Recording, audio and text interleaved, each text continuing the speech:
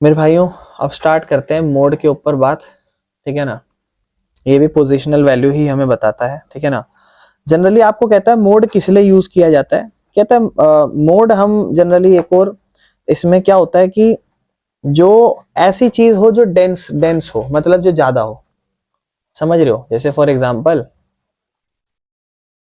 A category है, B category है, सी category है, या फिर कोई भी एक नंबर एक ऑब्जर्वेशन में जहां मैंने बोला कि भाई 5 बच्चे खड़े हो जाओ, अपनी उम्र बताओ। पहले बच्चे ने बोला भैया 14 साल, दूसरे ने कहा 15 साल, तीसरे ने कहा 16 साल, चौथे ने कहा 15 साल, पांचवे ने कहा 20 साल।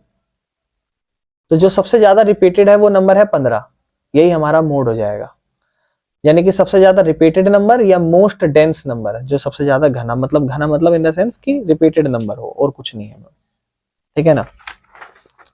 अच्छा ध्यान रखना, मोड जो होता है वो एक तरीके से इंपॉर्टेंट पॉइंट्स क्या है मोड के बारे में। तो मोड के बारे में एक पॉइंट लिखा हुआ है, मोड आप कभी भी निकालोगे तो एक तो सिंबल ऐसे जेड मोड में इस तरीके से लिख देना। ठीक है ना, इस तरीके से, ऐसे इस तरीके से। ठीक है ना, मोड को आप लिख देना। दूसरा आपको कहता है कि फॉर एग्जांपल, अच्छा, mode is preferable to mean and median when it is desired to know most typical value. जब भी आपको कभी मोस्ट टिपिकल वैल्यू निकालनी हो तो मोड को प्रेफर किया जाता है as compared to median and mean. ठीक है ना। फॉर एग्जांपल कि मोस्ट कॉमन साइज बताना अगर आपको जूते का, तो मोस्ट कॉमन साइज एक रेडीमेड गारमेंट में, या मोस्ट कॉमन साइज एक पॉकेट एक्सपेंडिचर में एक स्टूडेंट का बताना हो, या मोस्ट पॉपुलर कैंडिडेट बताना हो इलेक्शन में, तो आप मोड के जरिए ही तो बताओगे। इन डाटा में मोड को प्रेफर किया जाता है। क्यों मोड के बारे में, क्यों? क्योंकि जो सबसे ज्यादा रिपीटेड हो, है ना, बस इसीलिए। बाकी एक मॉडल होता है मोड को निकालने का, एक होता है बाय मॉडल और एक होता है मल्टी मॉडल और एक होता है यूनी मॉडल। इसके ऊपर खैर थोड़ी बात की गई है पर हम ज्यादा इस पे बात नहीं करेंगे। ठीक है ना, थोड़ा बहुत समझा देता हूं क्योंकि जब तुम अपने कॉलेज में जाओगे तो प्रॉब्लम हो जाएगी, तो मैं थोड़ा बहुत समझा देता हूँ। डिस्ट्रीब्यूशन, ध्यान से सुनना, ये जो मैंने आपको डेटा बोला अभी, ये जो डेटा होता है इसे डिस्ट्रीब्यूशन कहा जाता है। कहता है a distribution can be either unimodal, bimodal और मल्टी मॉडल। हाउएवर हर ऑब्जर्वेशन जो होती है उसमें same number of times observation आती है एक सीरीज के अंदर, और कोई मोड डिस्ट्रीब्यूशन नहीं होता। जैसे मैं एक सिंपल बोलता हूं, कोई मॉडल वैल्यू जब नहीं होगी तो कैसे ऑब्जर्वेशन दी जाएगी। जैसे एक सीरीज दी आपको, एक से लेके 1 2 3 4 5 6 7 8 9 और 10, ये एक डाटा दे दिया मैंने, सीरीज दे दी आपको। आप बताओ इसमें मॉडल वैल्यू क्या होगी, मोड की वैल्यू क्या होगी? आपको कि भैया कुछ भी नहीं। तो ये नो मॉडल वैल्यू हो गया एक तरीके से। क्यों? है ही नहीं। एक होता है यूनी मॉडल। फॉर एग्जाम्पल अब मैं आपको एक सीरीज दे रहा हूं, 1 2 3 4 5 6 6 6, ठीक है ना, और 9 और 10। आप कह दोगे भैया मोड क्या हो गया, मोस्टली रिपीटेड है। ये हो जाता है यूनी मॉडल। ठीक है ना।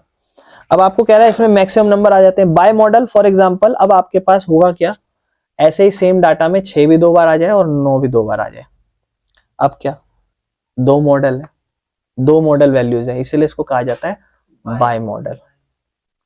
ठीक है ना। एक होता है मल्टी मॉडल, जहां 3 3 4 4 और हो भर भर के।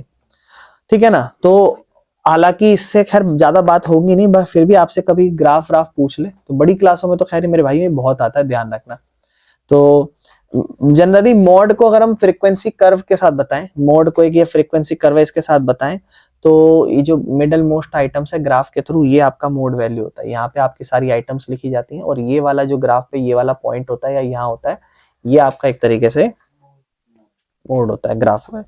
बाकी मोड को सॉल्व करने के लिए मेरे भाइयों 3 मेथड वही इस्तेमाल होंगे, एक इंडिविजुअल सीरीज, फिर डिस्क्रीट सीरीज आएगी, फिर कंटिन्यूअस सीरीज आएगी। इंडिविजुअल सीरीज अगर आपको दे दी जाए, जैसे मैंने आपको बोला 3 4 5 6 6 7 8 6, तो आप छूटते कह दोगे भैया एक इंडिविजुअल सीरीज है, सबसे ज्यादा नंबर रिपीटेड 6 है, तो हमारा मोड हो जाएगा। लेकिन मेरे भाइयों अगर मैंने आपको डिस्क्रीट सीरीज दे दी, अगर मैंने आपको डिस्क्रीट सीरीज दे दी, जैसे फॉर एग्जांपल, अच्छा एक और चीज इसमें लिखी हुई है, पहले उसको पढ़ लेते हैं। ठीक है ना। इंडिविजुअल सीरीज से कहता है mode by converting individual series into discrete series. Mode को आप क्या करते हो ना, मोड के जरिए ही, मोड से कैसे निकाल रहे हो, आपको लिखा हुआ है mode by converting, individual series है और उसको किस में कन्वर्ट कर रहे हो, डिस्क्रीट सीरीज में मेरे भाइयों। जैसे आपको पिछला एक डाटा दे रखा था, मैंने तो खैर उसको लिखा नहीं, जैसे यहाँ पे आप कह रहे थे, जैसे मान लो फॉर एग्जांपल मैंने आप 6-7 बच्चे हैं, मैंने इनसे पूछा अपनी एज बताओ। पहले बच्चे ने कहा भैया 16 साल, दूसरे ने कहा 15, तीसरे ने कहा 16, चौथे ने कहा भैया 14, फिर कहा भैया 13, फिर कहा भैया 15, फिर कहा भैया 16, फिर कहा 17, फिर 15, फिर एक बच्चे ने कह दिया 15। मैंने कहा चलो अब एक काम करते हैं, डाटा बनाते हैं। मैं ये एक इंडिविजुअल सीरीज है। अब यहीं से एक तरीके से कौन सी सीरीज बना रहा हूँ, कैसे, मैंने कहा 13 कैटेगरी है, 14 कैटेगरी है, 15 कैटेगरी है, 16 कैटेगरी, 17। 13 वाले कितने हैं जी, 14, 15, 1 2 3 4। 16 वाले कितने हैं जी, 1 2 3। 17 वाले, डिस्क्रीट सीरीज बन गई। और मोड क्या है, जो सबसे ज्यादा हाईली रिपीटेड फ्रीक्वेंसी है उसी के सामने वाला मोड है, खत्म काम। मोड 4 नहीं है, मोड क्या है, ठीक है ना मेरे भाइयों, ध्यान से समझना। कहता है डिस्क्रीट सीरीज में भी आपको कहता है 2 तरीके से सॉल्व करते हैं, ठीक है ना। कह रहा है 2 मेथड है डिस्क्रीट सीरीज में सॉल्व करना, ठीक है ना। जो कहता है सबसे पहला मेथड है कि मोड बाय ऑब्जर्वेशन,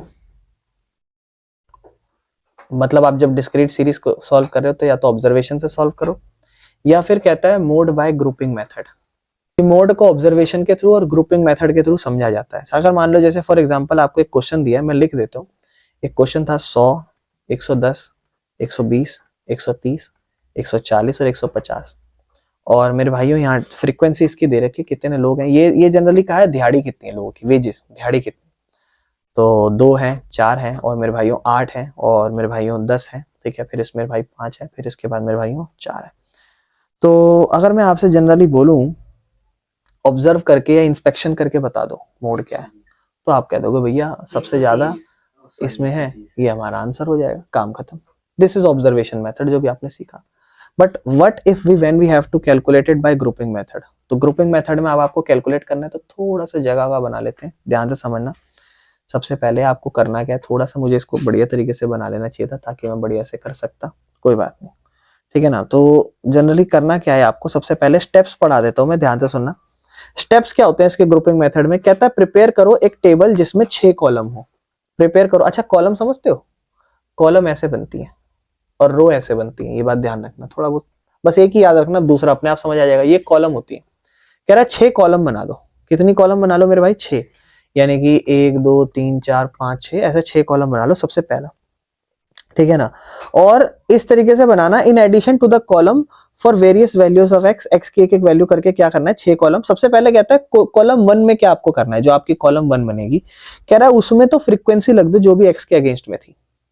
मतलब ये जो है ना, ये हमारा एक तरीके से कॉलम 1 ही है, समझ रहे हो। 2 मिनट के लिए अगर मैं इन सबको हटाऊं, ये सारी चीजें है ना, ये 2 मिनट के लिए अगर मैं इस थोड़े से इसको थोड़ा बड़ा कर दूं, 2 मिनट के लिए अगर मैं यहाँ थोड़ी सी जगह बना लूं ताकि चीजें थोड़ी सी अच्छी लगे, है ना। तो उसने मुझे बोला 6 कॉलम बनाने हैं, और मेरे भाइयों ये मेरा बड़ा सा, इसको मैं ऐसे लिख रहा हूँ वेजेस, ठीक है ना, यहाँ ए है, ठीक है। और यहाँ पर मैं लिख देता हूँ, ऊपर मुझे पता है फ्रीक्वेंसी है, लेकिन कहीं ना कहीं मुझे पता है दिस इज माई कॉलम 1, एक तरीके से, है ना। कॉलम 1 शॉर्ट में लिख रहा हूँ मैं, आप पूरा लिखना कॉलम 1, ठीक है मेरे भाइयों, ये काम हो गया कॉलम 1।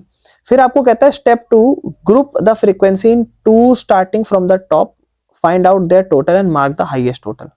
मतलब कह रहा है ग्रुप करो फ्रीक्वेंसी को इन 2 स्टार्टिंग फ्रॉम टॉप।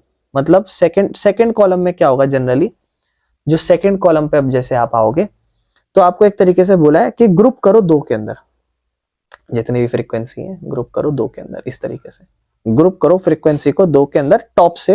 कह रहा है कि एंड उसके बाद क्या करो, find out their total mark, हाँ, and the highest total, total mark और जो हाईएस्ट टोटल है उसको मार्क कर लो। मतलब सबसे पहले तो यहाँ पे मैं आपको एक और चीज बोलूंगा, जो यहाँ पर हाईएस्ट है उसे मार्क कर लो, कर लिया, और टॉप से 2 की ग्रुपिंग करो।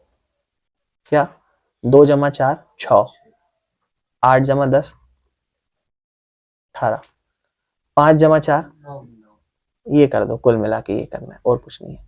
ये आपका कॉलम 2 हो गया मेरे भाइयों, ठीक है ना।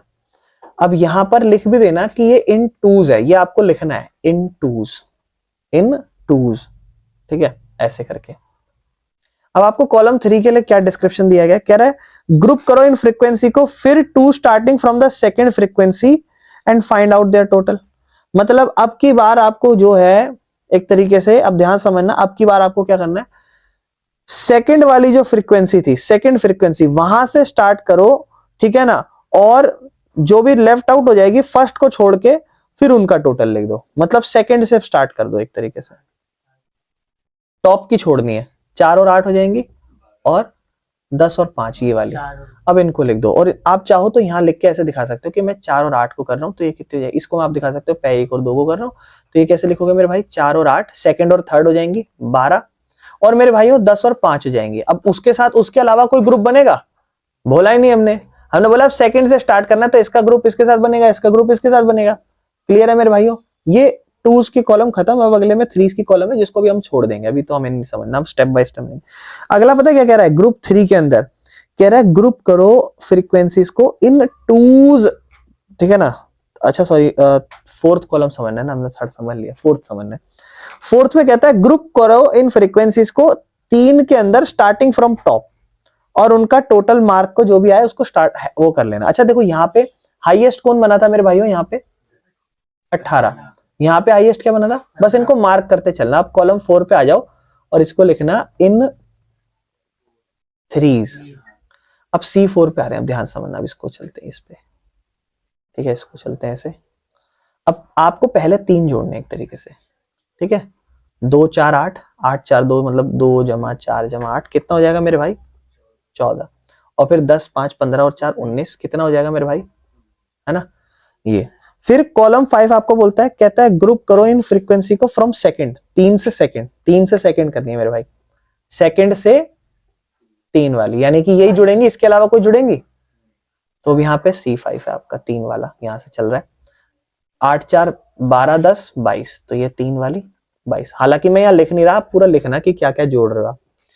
लास्ट वाला फ्रीक्वेंसी आपको क्या कहता है, कहता है ग्रुप कर दो फ्रीक्वेंसीज को इन 3s starting from the 3rd frequency, जो कितने से शुरू हो रही हो, 3rd से कहां से शुरू हो रही है, 8 से, और उनकी 3 की फ्रीक्वेंसी को जोड़ो, यानी कि आप कहोगे 8 10 और 5, क्या क्या 8 जमा 10 और 5, ये आपका छठा है कॉलम, 8 10 18 5 23। अच्छा ये हाईएस्ट अपने आप में है, ये भी हाईएस्ट अपने आप में, इन दोनों में हाईएस्ट क्या है 19। अब आपको पता है क्या कह रहा है, कह रहा है जो हाईएस्ट फ्रीक्वेंसी आई है इन 6 कॉलम में उसको आइडेंटिफाई करो और एनालाइज करो, बस और कुछ नहीं है, और डिटरमाइन करो अपना मोड वैल्यू। तो आपको कुछ नहीं करना, अब ध्यान से सुनना, अब ये आपको एनालाइज करना है, ये आपने सिर्फ वैल्यूज निकाली है, अब एनालाइज क्या करना है, अब एनालाइज करने चलते हैं। अब आपको फिर से एक टेबल बनानी है यहाँ पे, ठीक है ना। अब ये बनेगी एनालाइज करने वाली टेबल, ये वो वाली ऑब्जर्व करके बता दिया, और ये एक्चुअल में किस तरीके से, इस मेथड का हमने नाम क्या पढ़ा था, इस मेथड का हमने नाम पढ़ा था ग्रुपिंग मेथड। अब देखो क्या होगा, आप चारों कॉलम को अब यहां लिख दो ऐसे, कॉलम नंबर 1 2 3 4 5 6, ये कॉलम नंबर है। और आपके पास क्या क्या फ्रीक्वेंसी आई थी, 100 आई थी ना 100, फिर क्या थी 110 थी, और क्या क्या था 120 130 140 150, और बस यही थी। अब आपको पता है क्या कह रहा है, कह रहा है जब आपने ये बना ली है तो इनको ऑब्जर्व करो, और यहां लिख देना ये एनालिसिस टेबल है। ये कौन सी टेबल है, ये एनालिसिस टेबल है मेरे भाइयों, ये यहाँ पे हम एनालिसिस करेंगे।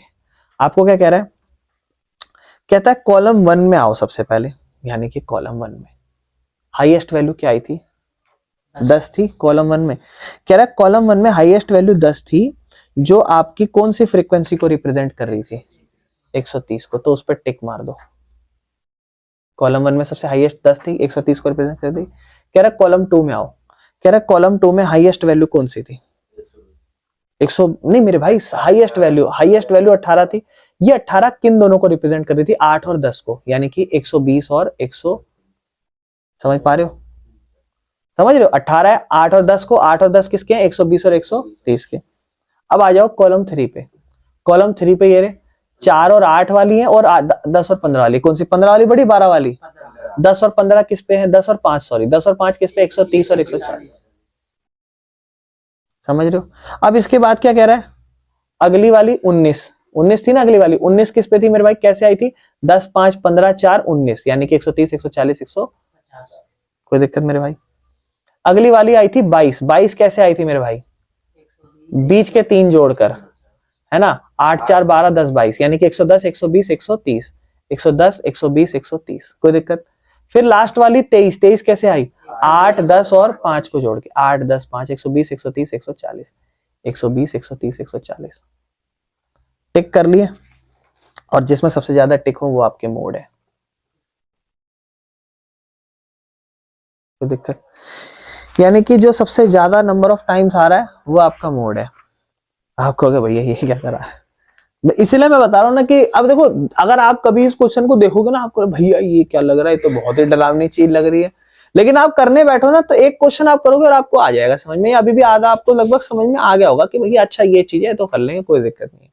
तो बस मेरे भाइयों ये समझाना था तो समझा दिया, और कुछ नहीं है। ग्रुपिंग मेथड खत्म है। देखो आ जाए तो कुछ कह नहीं सकते, आ जाए तो दिक्कत हो जाएगी, है ना मेरे भाइयों। इसके बाद चलते हैं हम नॉर्मल मोड को समझने, ठीक है ना। वही 0 से 5 सीरीज, 5 से 10 सीरीज, 10 से 15 सीरीज, और 15 से 20, और 20 से 25 मेरे भाइयों। अगर नॉर्मल मॉडर्न अगर हम कंटिन्यूस सीरीज से समझे तो ठीक है ना। बाकी इसके बाद फ्रीक्वेंसी देता है आपको 2 4 15 6 और 7। अगर मैं इसके फॉर्मूले के ऊपर बात करूं तो L1 plus F1 minus F0 upon में 2 times of F1 minus F0 minus F2 multiply में डिफरेंस आई। मेरे भाइयों सबसे पहले आप देखते हो सबसे बड़ी फ्रीक्वेंसी 15 है, उसके सामने वाला आपका L1 हो जाता है, ये आपका F1 हो जाता है, ये मेरे भाइयों पहले वाला आपका F0 हो जाता है, ये मेरे भाइयों F2 हो जाता है। कोई दिक्कत इस चीज में?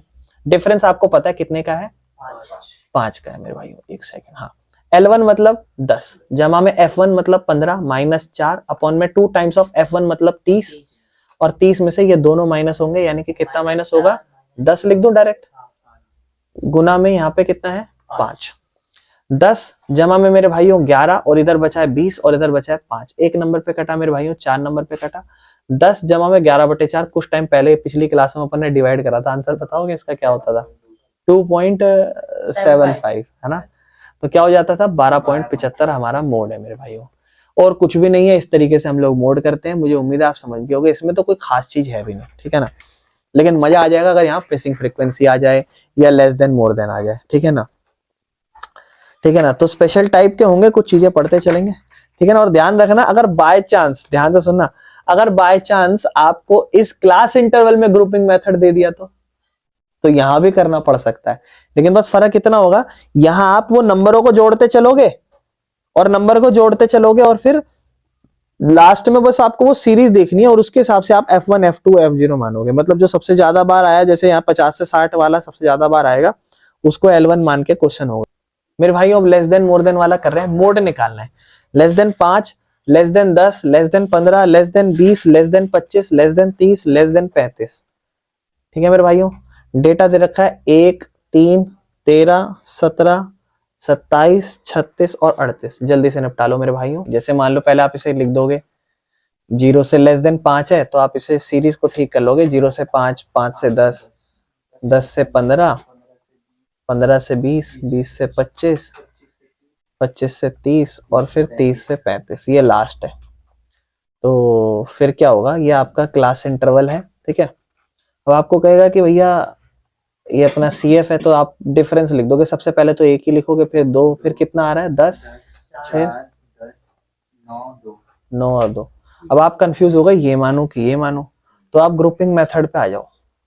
सबसे पहले C1 निकाल लो, इन दोनों को जोड़ो, 1 और 2 लिख लो, यहाँ 1 और 2 3 आ गया, ठीक है ना। फिर आप लिख दो यहाँ पे 10 और 4 14 हो गया, ठीक है ना। फिर मेरे भाई यहाँ लिख दो 10 और 9, अच्छा यहाँ, हाँ तो जिसका नहीं होगा उसका नहीं करना, ठीक है। 10 और 9 19 हो जाएगा। बाकी आपको ध्यान रखना है, अब अगले को वो मत लिख देना 2। अब आपको पता है अगले वाला जो है सेकंड, वो 2 और 10 का होगा, 4 और 10 और 9 और 2 का। तो मेरे भाइयों ये 10 और 2 12 हो जाएगा, 4 और 10 14 हो जाएगा, 9 और 2 11 हो जाएगा। ये 2 2 की कॉलम हो जाएगी। फिर आपको पता है थर्ड कॉलम बनानी है मेरे भाई आपको, C3, और C3 में आप 3 की करोगे, पहले 3, 10 3 13, फिर मेरे भाइयों 10 4 14 और 10 19, 19 और 4 23। फिर आप नीचे से करोगे 2 10 4, 2 10 4 कितनी हो जाएगी मेरे भाइयों, 16 हो जाएगी, और फिर 10 9 2, 10 9 19 2 21। फिर मेरे भाई लास्ट वाली में क्या करते थे, लास्ट वाली में बीच की मतलब थर्ड वाली से करते थे, पहली दूसरी हटा देते थे, थर्ड थर्ड फोर्थ फिफ्थ, 10 10 20 और 4 24, समझ रहे हो। अब आपको चेक करना है कि 10 कितनी बार, मतलब ये नंबर कितनी बार आ रहे हैं। तो आप इसमें एक कॉलम 1 करके लिखना, कॉलम 1 ऐसा, ऐसे कॉलम 2 करके। तो आप बस ये चेक करो, मैं ऐसे ही बता देता हूँ आपको कि कॉलम 1 के ऊपर हमें बात करनी है क्या। मैं कॉलम 1 करके ऐसे, कॉलम 2 करके ऐसे जनरली बना सकते हो, column 2, column 3, column 4, column 5, column 6। आप बस ऐसे चेक कर लो कि आप देखोगे सबसे ज्यादा जो यूज हो रही होगी ना, वो कौन सी हो रही होगी, वो आपको सोचना है। तो आप देखो कि ये नंबर थोड़ा पास है, ये नंबर और ये नंबर थोड़े पास है, तो इनों में है ना थोड़ा क्लोज है, इनों में कौन सी सीरीज यूज हो रही है, जो आसपास है ये वाली यूज हो रही है। तो आप थोड़ा सोच सकते हो ऐसे, वरना तो प्रॉपर सॉल्व करना ही पड़ेगा। मैं सिर्फ सॉल्व नहीं कर रहा, बता रहा हूँ आपको, ठीक है ना, सीरीज बना के कि हाँ जी 20 से 25 की सीरीज पास है, तो लोअर लिमिट आपको वो लेके करना पड़ेगा मेरे भाई। अच्छा, अगर मिड वैल्यू दे रखी हो तो सीरीज बना के कर लोगे, ठीक है ना। एक और आपको बोल रखा है नीचे, एक टॉपिक और है, उसको थोड़ा और डिस्कस कर लेते हैं। कह रहा है आप मोड ग्राफिकल मेथड से भी निकाल सकते हो, ठीक है, मोड बाय ग्राफिकल मेथड, ठीक है ना।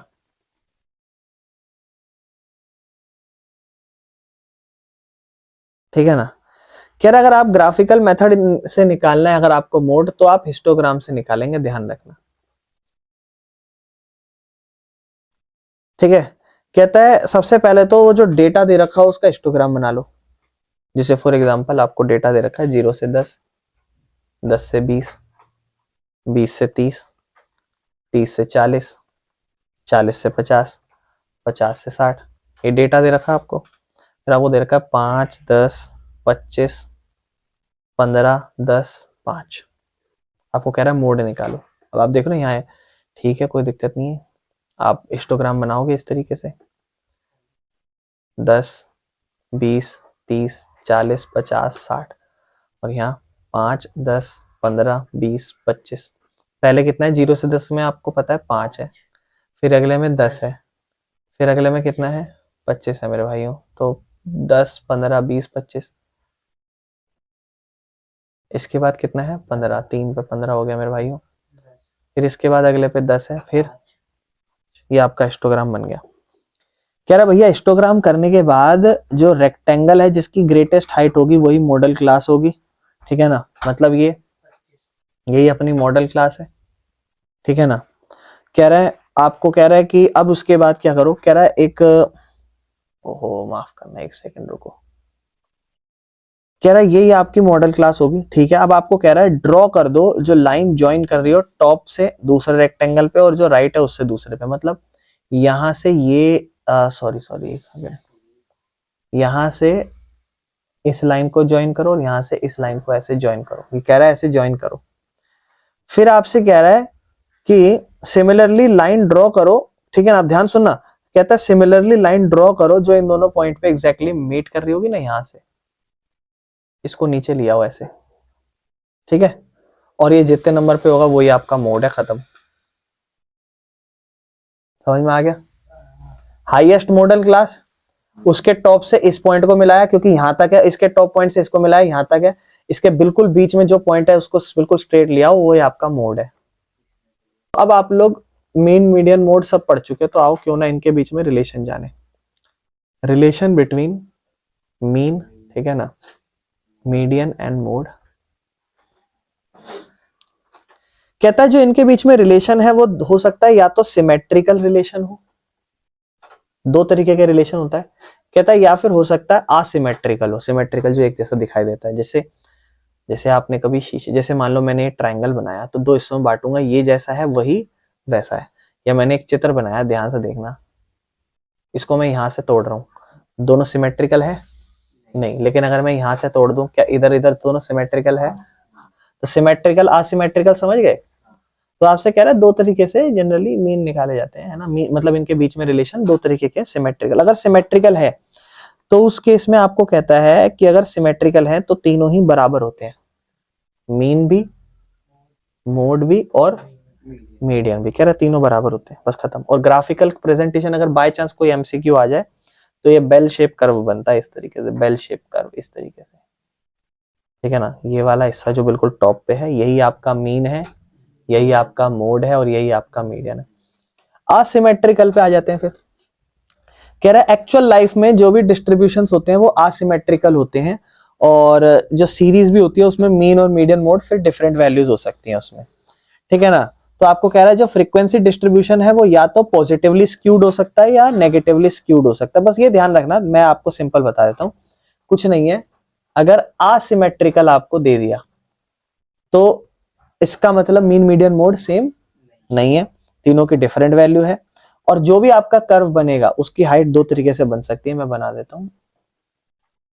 इस तरीके से एक हाइट बन रही है और एक हाइट बन रही है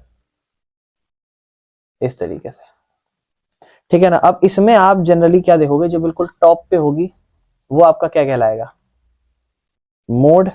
थोड़ा सा उसके आगे की तरफ आपका कहलाएगा मीडियन, और थोड़ा सा और नीचे की तरफ इस तरफ आपका कहलाएगा मीन। ये आपका पॉजिटिवली,